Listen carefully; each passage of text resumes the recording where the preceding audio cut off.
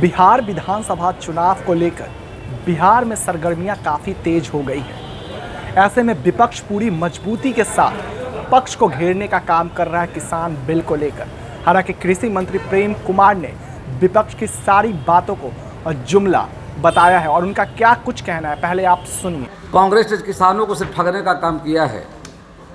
जब आदरणीय प्रधानमंत्री जी ने किसानों के हित में, किसानों खुशहाली के लिए 3 जो बिल लाने का काम किया है, उसका बेवजह कांग्रेस विरोध कर रही है, विपक्ष को विरोध कर रहे हैं। और ये जो 3 बिल हमारा जो है, देश के यशस्वी प्रधानमंत्री जी ने लोकसभा में और राज्यसभा के पारित कराने का काम किया है। इन विधेयकों का पारित होना देश के कृषि एवं किसानों के लिए एक महत्वपूर्ण क्षण है।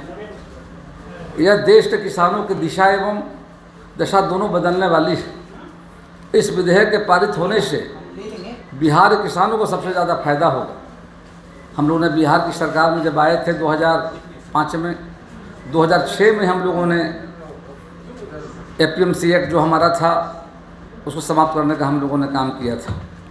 और आज जो बिल आई है, यह बिल वास्तव में किसानों के हित में है, किसानों के लिए एक रक्षा कवच है जाकर के, और इससे किसान लाभान्वित होंगे और किसानों को बिचौलियों से बचाएगा।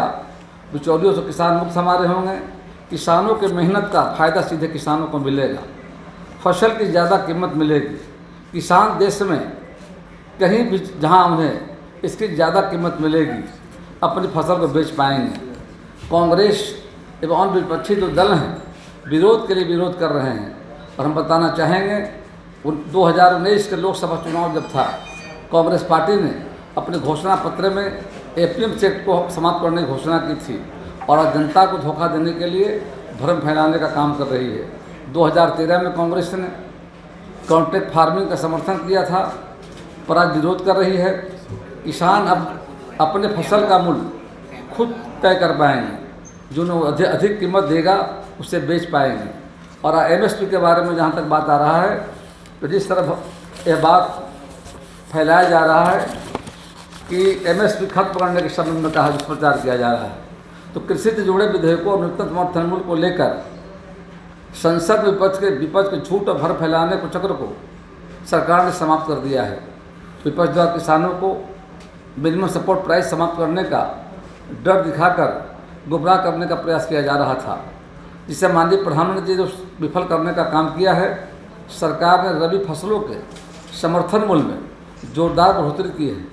गेहूं, चना, सरसों, जौ और मसूर का समर्थन मूल्य बढ़ाया गया है। MSP को लेकर विपक्ष की तरफ से कही गई तमाम बातों पर सरकार साफ कर चुकी है कि देश में न्यूनतम समर्थन मूल्य की व्यवस्था समाप्त नहीं होगी, है और आगे भी रहेगा। वाणिज्य प्रबंधन सुविधा विधेयक 2020 को मंजूरी दी गई है।